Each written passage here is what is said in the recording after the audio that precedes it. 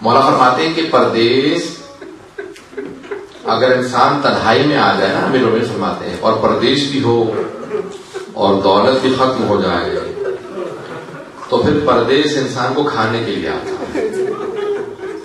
میں آگے جا کے پیش کروں گا ابھی، لیکن ضرور سن لیجیے بھی اگر دیکھ سکیں تو.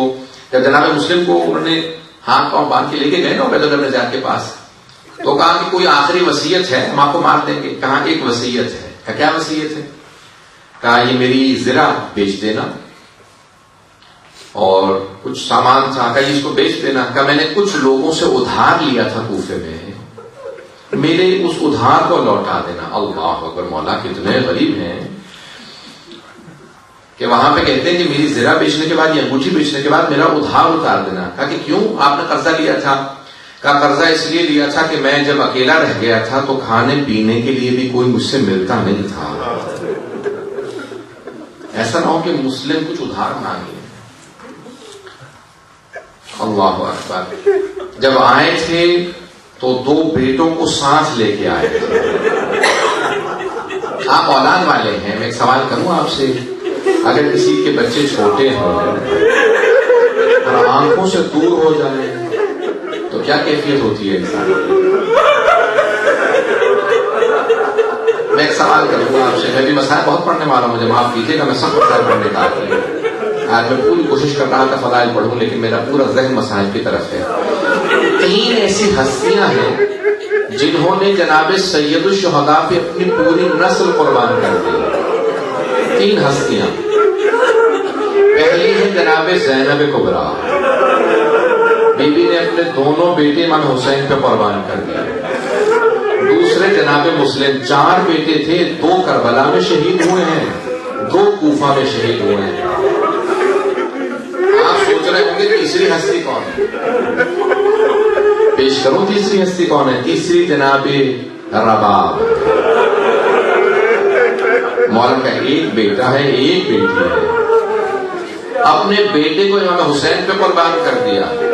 کہا مولا جب موقع ملے گا آپ کی بیٹی بھی آپ کی راہ میں قربان کر دے گا. اجرکم اللہ، اجرکم اللہ. بس بھائی یہ آخری مجالس ہیں، اس کے بعد پھر محرم ہے، ابھی تو عیدیں آنے والی ہیں. سنیں گے جناب مسلم میں عقیل جب دعا کے گھر میں گئے نا تو وہ ایک مومنہ تھی، بہت بوڑھی تھی. انہوں نے کہا کہ میں آپ کے لیے کھانا بنا دوں گا، نہیں کوئی زحمت نہیں دوں گا، صرف مجھے کچھ پانی لا دے تاکہ میں وضو کر کے تہجد کی نماز پڑھ لوں. تو ایک مرتبہ ایک سامنے گجرے میں بیٹھے تھے، تہجد کی نماز پڑھی. تہجد کی نماز پڑھنے کے بعد کچھ دیر آرام سے اپنے ہی زرہ پہ سر رکھ کے لیٹ گئے. خواب دیکھا کہ جناب امیر آئے ہیں، بائیں پھیلا کے کہتے مسلم میں آپ کو لینے کے لیے آیا. جناب مسلم سمجھ گئے یہ میری آخری رات ہے، چچا لینے کے لیے آئے ہیں. میں کہوں گا جناب مسلم آپ کی عظمتوں کو سلام، جسے علی لینے کے لیے آئے ہیں. بس بھائی ایک مرتبہ اٹھے اور تصور کرنے لگے کہ میرے بچے نہ جانے کہاں ہوں گے. جب میں اتنا در بدر ٹھوکرے کھا رہا ہوں، نہ جانے میرے بچے کس کے پاس ہوں گے.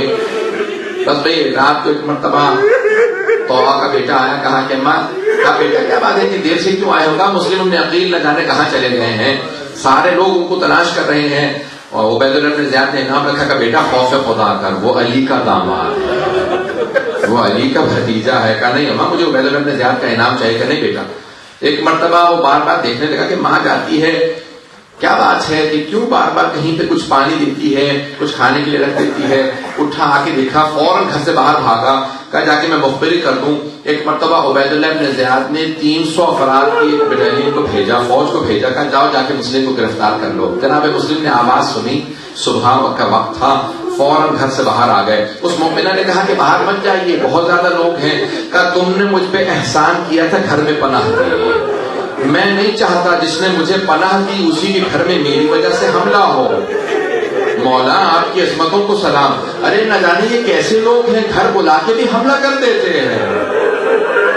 ارے خود ہی کوفے میں بلایا اور آج حملہ کر دیا، کہیں کربلا میں بلا کے حملہ تو نہیں کر دیں گے حسین پہ. اجرکم اللہ، اجرکم اللہ. بس ایک مرتبہ چلے جناب مسلم باہر گئے, مقابلہ کرنے لگے, کچھ لوگوں نے تیر مارے, سب کچھ ہوا, جناب مسلم نے سب کو قتل کر دیا. ایک مرتبہ اس نے کہا دوبارہ فوج بھیجو. جب تیسری مرتبہ فوج منگوائی نا تو عبید اللہ ابن زیاد نے کہا ایک آدمی کو گرفتار کرنے کے لیے تیسری مرتبہ فوج منگوا رہے ہو, کیا بات ہے؟ کہا یہ کوئی کوفے کا بقال نہیں ہے, یہ علی کا بھتیجا ہے, یہ علی کا داماد, علی کا شاگرد, ایسے آسان نہیں گرفتار کرنا. بس ایک مرتبہ انہوں نے کیا کیا, 400 افراد نے زمین میں گڑھا کھودا, کا دھوکہ دیں گے, اس پہ کچھ ایک مرتبہ گھاس وغیرہ لگا دی. جیسے ہی جناب مسلم قریب آئے تو ایک مرتبہ گڑھے میں گر گئے. جیسے ہی گڑھے میں گرے نا, اب مجھے نہیں معلوم کیسے پیش کروں گا. تو انہوں نے کہا مسلم ہم آپ کو امان دیتے ہیں, وعدہ کرتے ہیں آپ امان میں ہیں. جناب مسلم نے کہا خدا کی قسم کھاؤ اور پھر کہو امان دیتے ہو. انہوں نے کہا ہاں اللہ کی قسم ہم امان دیتے ہیں. جناب مسلم نے تلوار اپنی دے دی. جیسے ہی تلوار پھینکی نا وہ گلے میں رسیاں ڈالنے لگے, زنجیریں ڈالنے لگے. جیسے گرفتار کرنے کے لیے پورے جسم پہ انہوں نے رسیاں باندھی. جناب مسلم نے جملہ کہا ھذا اول الغدر, یہ پہلا دھوکہ ہے. تو انہوں نے خدا کی قسم کھا کے مجھے دھوکہ دے دیا, یہ پہلا دھوکہ ہے. گرفتار کیا. اب جیسے گرفتار کیا کچھ لوگ ایک مرتبہ تلوار سے وار کرنے لگے. جناب مسلم کے لب کٹ گئے, ہونٹوں سے خون بہنے لگا. جیسے ہی پہنچے تو ایک مرتبہ دارالامارہ کے باہر مولا کا ایک ماننے والا بیٹھا تھا. ابھی میں نے سارا مسائل نہیں پڑھا. دارالامارہ کے باہر ایک آدمی مولا کا چاہنے والا بیٹھا تھا. ایک مرتبہ پوچھا, کہا آپ مسلم تو نہیں ہے؟ کہا میں مسلم میں عقیل ہوں. کہا آپ امیر المومنین کے بھتیجے ہیں؟ کہا میں ان کا بھتیجا بھی ہوں, داماد بھی ہوں. کہا میں کچھ آپ کے کام آ سکتا ہوں؟ میں مولا کا ماننے والا ہوں. کہ اگر ہو سکے تو مجھے تھوڑا سا پانی لا دو, میں بہت پیاسا ہوں. ایک مرتبہ انہوں نے سامنے پانی رکھا. جناب مسلم پانی پینا چاہتے تھے, کٹے ہوئے لبوں سے خون بہنے لگا. کہا میرے اس پانی کے اندر بہت زیادہ خون آ گیا, مجھے اور پانی بدل کے دے دو. اس نے دوسرا پانی کا لیوان لے کے دیا. جب تیسری مرتبہ کوزے میں پانی دیا نا اور خون بہ گیا تو کہا کہ شاید خدا یہی چاہتا ہے میں اس کی بارگاہ میں پیاسا جاؤں. یہ شہید کربلا, پہلے شہید کربلا, اسی لیے پیاسے جا رہے ہیں. کہا نہیں میں پانی نہیں پیوں گا, بس اب پانی لے جاؤ, میں اکیلا اسی طرح سے جاؤں گا. ایک مرتبہ سامنے عبید اللہ ابن زیاد تھا. جناب مسلم کے پورے جسم میں رسیاں ہیں, زنجیریں ہیں. کہا کہ مسلم اپنے امیر کو سلام کرو. کہا میرا امیر صرف حسین ابن علی ہے, میں اس کے سامنے نہ جھکوں گا نہ اسے سلام کروں گا. ایک مرتبہ کسی نے کہا کہ عبید اللہ ابن زیاد مخاطب ہے. کہا کہ نہیں میں اس کو دیکھنا نہیں چاہتا, یہ حسین کا دشمن ہے, یہ علی کا دشمن ہے. عبید اللہ ابن زیاد نے اپنے طور پہ ایک مرتبہ کہہ دیا کہ اسے دارالامارہ کی چھت پہ لے جاؤ, سر قلم کر دو. جناب مسلم کو لے جانے لگے. جب لے گئے نا تو اب میں پیش کرتا ہوں, وہاں جناب سید الشہداء اضطراب میں تھے. آپ کے ذہن میں ہے نا عرفات سے چل پڑے ہیں سید الشہداء. جناب عباس نے چہرہ دیکھا جناب سید الشہداء کا, آقا کیا بات ہے, مولا کیا بات ہے, اتنے اضطراب میں ہے, اگر دیکھ سکے میری طرف دیکھیے گا. سید الشہداء نے اپنی 2 انگلیاں بلند کی. کہا عباس ذرا میری 2 انگلیوں کے درمیان میں دیکھو. جب دیکھا نا کہا مولا کوئی بڑا ہی مظلوم آدمی ہے, ہاتھ پشت پہ بندھے ہوئے ہیں, گھٹنے دونوں زمین پہ ہیں, گردن سامنے ہے, جلاد تلوار چلانے والا ہے. کہا عباس ذرا غور سے دیکھو. جناب عباس نے غور سے دیکھا. کہا مولا کہ میرا بھائی مسلم ہے. کہا مولا جیسے آپ نے مجھے دکھایا مجھے اسی معجزے سے وہاں پہنچا دے, میں اپنے بھائی کی مدد کروں گا, میرا بھائی اکیلا ہے. اجلوں کو میں تمام کر رہا ہوں. کہا مولا میرا بھائی اکیلا مجھے پہنچا دے. کہا عباس ذرا غور سے دیکھو. کہا مولا یہ دارالامارہ ہے. مولا لیکن دارالامارہ کی اس زمین پہ کوئی بیوی بیٹھی ہے, بردے کا دامن پھیلا ہے. مولا یہ کون ہے جو بردے میں ہے؟ کہا یہ میری ماں فاطمہ. اجلوں کو میں نے تمام کر دیا. ایک مرتبہ دارالامارہ کی چھت پہ جلاد نے تلوار چلائی, جناب مسلم کا سر قلم کیا, دارالامارہ کی چھت سے سر گرا, لاشیں کو زمین پہ پھینکا گا, کوفے کی گلیوں میں پھرا. بس میں اس سے زیادہ سخت مسائل پڑھنا نہیں چاہتا. میرے مولا نے جناب سید الشہداء نے آواز دی. کہا عباس خیمے نصب کر دو, ذرا میری بہنوں کو بلاؤ. مولا آنکھوں میں آنسو ہیں, خیمے نصب کر دیے. بس میں شب عید تھی نا, میرے مولا نے کہا ذرا عباس میری بہنوں کو بلاؤ. جناب زینب کو بلائی. جناب زینب آئی, آنے کے بعد پوچھا بھیا کیا بات ہے, اتنے مضطرب کیوں ہیں بھیا, آنکھوں میں آنسو کیوں ہیں؟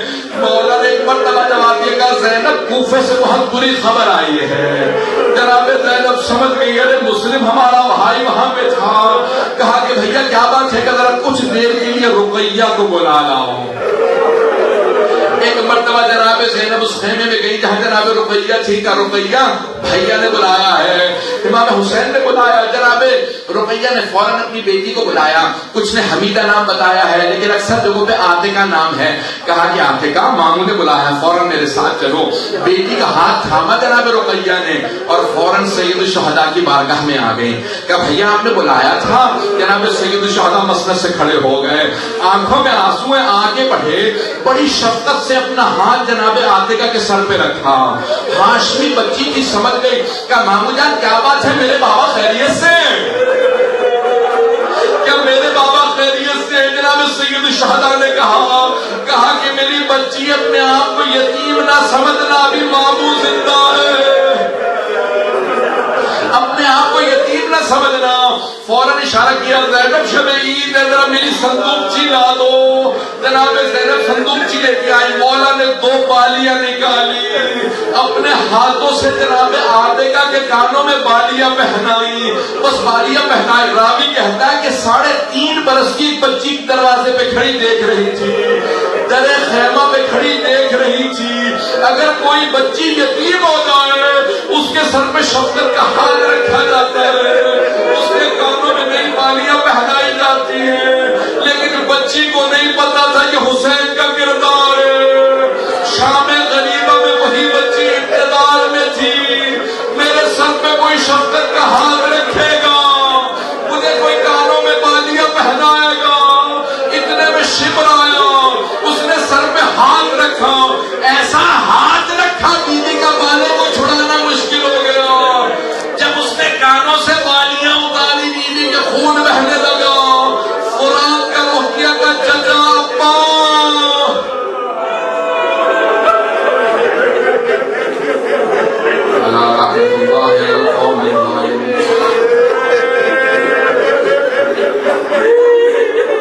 وَسَيَعْلَمُ الَّذِينَ ظَلَمُوا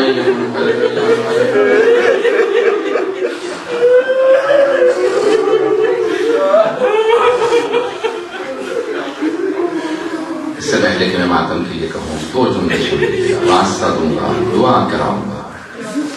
دعائیں مستجاب ہیں. آج کے رات میں دعا رد نہیں ہوتی. یا شب عرفہ ہے یا شب عید ہے, جو بھی ہو دونوں شبوں میں دعا رد نہیں ہوتی. شب جمعہ بھی ہے. ہاتھوں کا بلند کریں گے. میں ایک سوال کروں آپ سے, کبھی آپ نے دیکھا کہ کسی چھوٹے بچے کو کوئی بے دردی سے تماچا مارتا ہو؟ نہ جانے شام غریبہ میں یہ کربلا میں آنے والے کتنے سخت دل تھے. یتیم بچوں کو بھی کبھی تماچا مارا جاتا ہے. پروردگارا واسطہ ان یتیم بچوں کا امام زمانہ کا ظہور دیکھنا نصیب فرما. بس ایک مرتبہ یہ قافلہ چلا. پروردگارا ایک صرف واسطہ اور ہاتھوں کو بلند کر لے. ہاتھ جاتا ہے. دنیا کے حالات بہت سا خراب ہیں. عراق میں, شام میں, بحرین میں, یمن میں, نائجیریا میں, نہ جانے کہاں پاکستان میں, ہر جگہ پہ, افغانستان میں. پروردگارا سب کی حفاظت فرما. آئیں مل کے دعا کریں گے حاجات طلب کرنے کے لیے. پروردگارا میں ایک واسطہ دینے سے پہلے ایک سوال کرنا چاہتا ہوں. بہت سے مریضوں نے التماس سے دعا کی ہے. آپ نے کبھی آج تک دیکھا ہے کہ کسی بیمار سے بستر چھین لیا جاتا ہو؟ پروردگارا شام غریبہ کے اس عابد بیمار کا واسطہ جس کا بستر لوٹ لیا گیا تھا, ہمارے تمام مریضوں کو شفائے کاملہ عنایت, بے اولادوں کو اولاد عنایت فرما, مقروضوں کے قرضے ادا فرما, پریشان حالوں کی پریشانیاں دور فرما. پروردگارا ایک آخری واسطہ دینا چاہتا ہوں. پروردگارا جب قافلہ پہنچا نا, کوفے پہنچا, بیویوں کا, اسیروں کا قافلہ پہنچا, آپ نے دیکھا ہے جب ڈگنیٹریز آتے ہیں, بڑے بڑے باعزت لوگ آتے ہیں, لوگ پھول پھینکتے ہیں, راستے میں قالین بچھاتے ہیں. نہیں, ایسا نہیں ہوا علی کی بیٹیوں میں. راستے میں کانٹے تھے, ہاتھوں میں پتھر تھے, پتھروں سے استقبال ہو رہا تھا. ایک مرتبہ جب پتھر آئے نا تو پتھروں میں سے بیویاں گزر رہی تھی. اچانک آواز آئی, السلام علیکہ یا ابا عبداللہ. جناب زینب سے رہا نہیں گیا. پوچھا, بیٹا سجاد یہ کون ہے جس نے اس غربت میں میرے بھائی کو سلام کیا؟ کہا پھوپھی اماں ذرا کوفے کے دروازے پہ دیکھیں, سر لٹکا ہوا ہے. سر کو دیکھا ساری بیویاں گزر گئیں، ایک بیوی رک گئی، نام رقیہ بتایا جاتا ہے۔ جناب رقیہ نے پوچھا مسلم جو آپ پہ گزری وہ مجھے سمجھ میں آ گیا، جو مجھ پہ بھی تھی وہ آپ کو پتا ہے، مسلم بس مجھے اتنا بتا دیں میرے تو یتیم بچے کہاں ہیں۔ پروردگارہ واسطہ جناب مسلم کی ان بچوں کا، پروردگارہ جتنے مومنین بے اولاد ہے سب کو اولاد عنایت فرما، اولاد والوں کی اولاد کو نیک و صالح بنا، پروردگارہ ہم سب کی عاقبت بخیر فرما، پروردگارہ زندگی میں ہمیں بار بار کربلا کی، عراق کی، شام کی اور مدینہ کی، پروردگارہ مکے کی ساری زیارات، ایران کی زیارات نصیب فرما، پروردگارہ آخرت میں جناب مسلم کی شفاعت نصیب فرما، پروردگارہ آج کوفے میں بہت زیادہ اہتمام کیا جا رہا ہے، بہت زیادہ مجالس ہیں، اے کاش آج جتنے جناب مسلم کے ماننے والے ہیں اس دن بھی ہوتے، جناب مسلم در بدر کی ٹھوکریں نہ کھاتے۔ پروردگارہ تمام عزاداروں کی حفاظت فرما، جہاں جہاں عزاداری ہو رہی ہے سب کی حفاظت فرما، آنے والے محرم کے دنوں میں تمام عزاداروں کی حفاظت فرما، ہمارے ماتمی دستوں کی، جلوسوں کی حفاظت فرما، نوخانوں کی، ذکر کرنے والوں کی، مسائل پڑھنے والوں کی حفاظت فرما۔ پروردگارہ پوری دنیا میں جہاں جہاں ذکر اہل بیت ہو رہا ہے کسی پابندی کو بھی لگنے نہ دے، پروردگارہ تمام پابندیاں دور فرما۔ پروردگارہ آج اس شب کے صدقے میں ہمارے گنہگار آنکھوں کو امام زمانہ کی زیارت نصیب فرما۔